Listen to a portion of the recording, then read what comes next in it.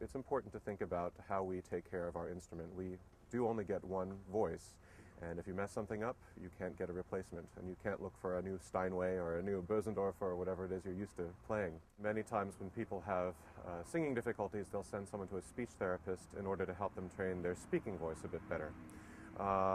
Many people will speak with pressing on their vocal cords, or they'll speak in an unusually deep range, or they'll try to imitate another sound, and that's not good for the singing voice or for the speaking voice. Of course, when your voice changes, often it depends a little bit on the voice type. Sometimes if the voice changes quite radically and goes quite low immediately, then it's often a bass. If it's a very smooth transition, it's often a tenor, and mine was a little bit in between. I certainly did answer the phone a few times, and I was mistaken for my mother. I've been a baritone pretty much all of my career. I did do a little bit of tenor singing for a year when I was living in Austria.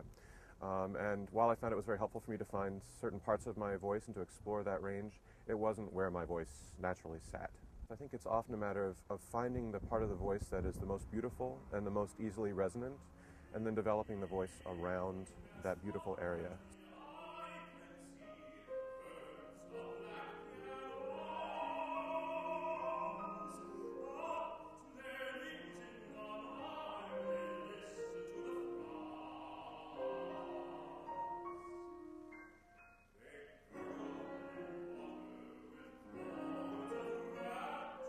I tell my male students in particular that they're going to have to play the waiting game for a while. It's not until they're in their later 20s that they're really going to be fully developed and able to understand how their voice really sits and how they can best use it.